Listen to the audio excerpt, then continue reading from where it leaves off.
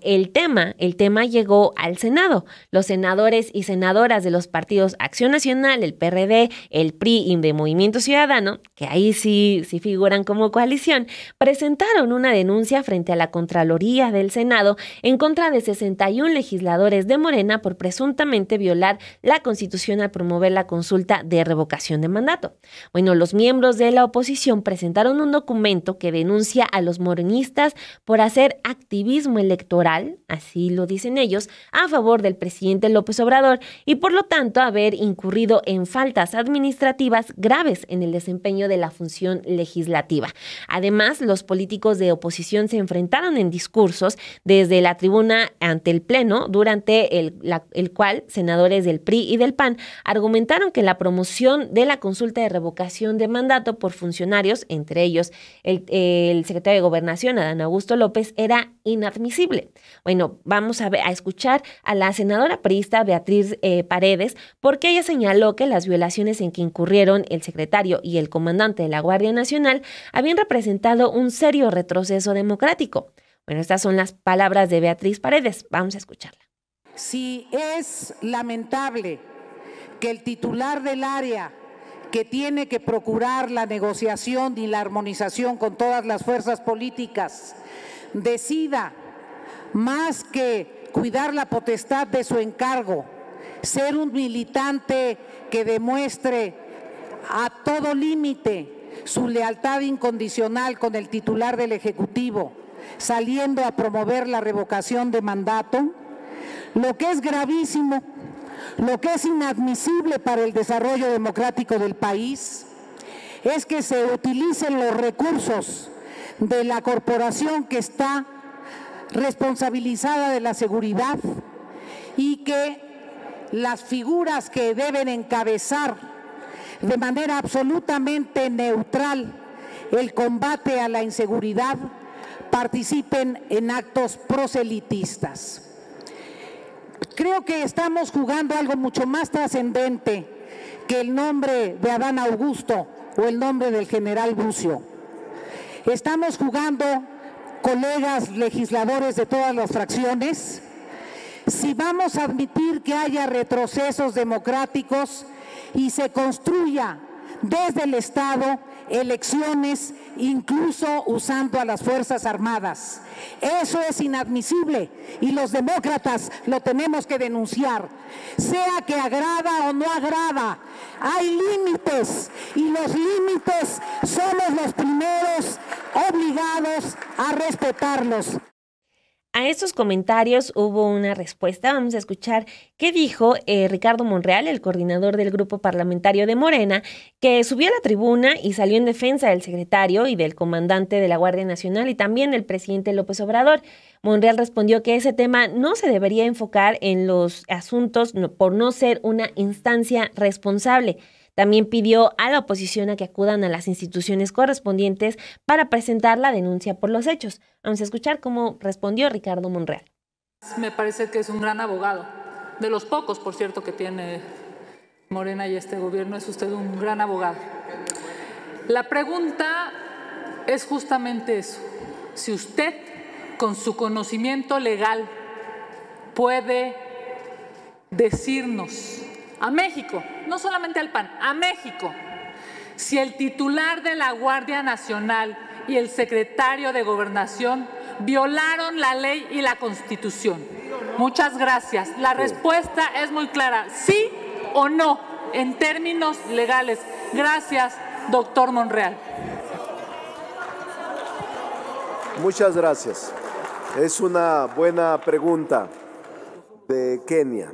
Es una buena pregunta y se la contesto con respeto.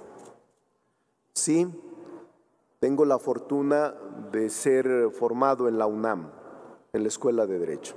Soy maestro de maestría en la Escuela de Derecho.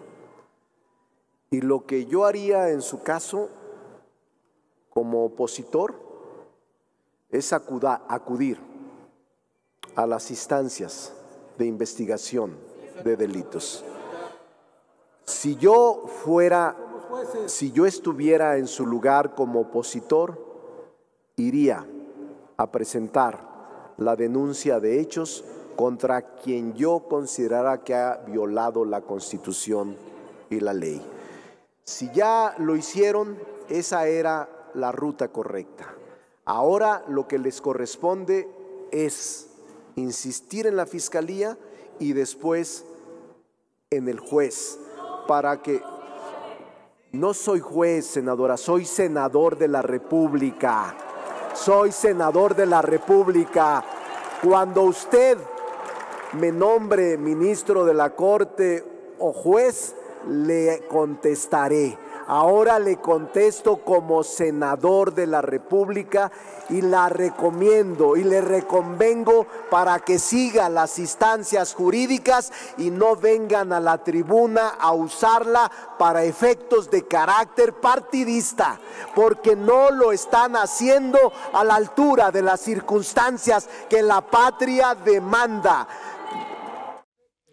Ahí tiene la postura de los dos partidos, bueno, de Beatriz Paredes, del PRI, pero pues representante de la coalición del PRI, PAN y PRD, y la respuesta de Ricardo Monreal por parte de Morena. Así se dio la situación en el Senado, pero pues no fue el único lugar en el que se habló de todo este asunto de la revocación. Y bueno, a ver, vamos a platicar sobre lo que ocurrió el día de ayer en el Monumento a la Revolución, porque pues sí, al parecer el asunto de una posible veda electoral por motivos de la consulta de revocación, pues ya no está siendo, no sé si tan estricta o no sé qué es lo que vaya a pasar, pero usted recuerda que ayer le informamos que se iba a llevar a cabo acá en el Monumento a la Revolución, en la Ciudad de México, un mitin para dar respaldo a la reforma eléctrica del presidente López Obrador. Pues bueno, la ponente principal fue la doctora Claudia Sheinbaum, jefa de gobierno de la Ciudad de México, y pues tomó la palabra y desafió al INE. El día de ayer en este evento, pues pese a las advertencias públicas hechas por el Instituto Nacional Electoral de no promocionar la consulta de revocación de mandato ni mostrar apoyo al presidente López Obrador, pues sí, se terminó realizando. En la Asamblea por el Bien de México, la reforma eléctrica va. La mandataria capitalina aseguró que las y los consejeros del órgano autónomo no tienen autoridad moral para instruir a funcionarios a abstenerse de promover la consulta pública a realizarse este próximo domingo, cuando dice Claudia Sheinbaum, ellos fueron los que ignoraron la compra de votos durante muchos años.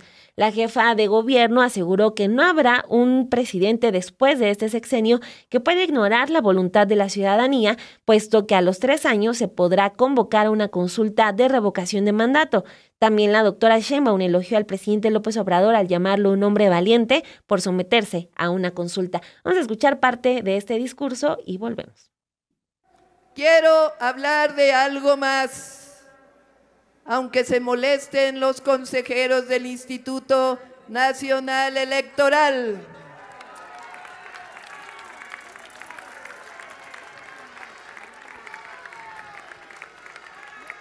Porque no podemos olvidar que el desmantelamiento de la industria eléctrica y de la industria petrolera se dio con el fortalecimiento del autoritarismo y la antidemocracia. ¿Cómo llegó Salinas al poder? ¡Con fraude! ¿Quién puede olvidar cómo trataron de evitar que Andrés Manuel López Obrador participara en la elección del 2006? ¿Se acuerdan del desafuero? No se nos olvida.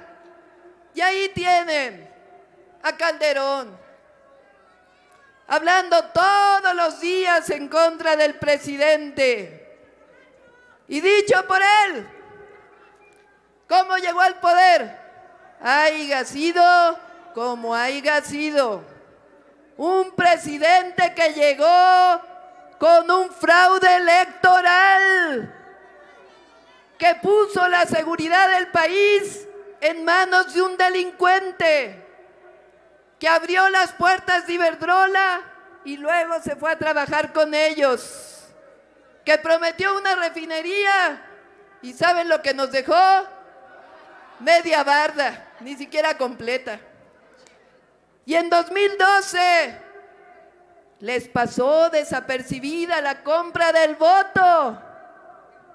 Y en la reforma energética del 2013 les pasó desapercibida los cañonazos de dinero de Odebrecht. Por eso, a algunos consejeros del INE les decimos desde aquí que no tienen autoridad moral.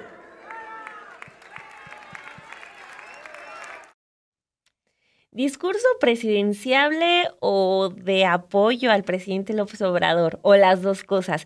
No sé, yo siento que pues la doctora Claudia Sheinbaum, desde la inauguración del Aeropuerto Internacional Felipe Ángeles, en la que también habló, pues mucho se dijo que eran las palabras que no pudo decir o que no quiso decir el presidente López Obrador justo por un asunto de la veda por la revocación de mandato.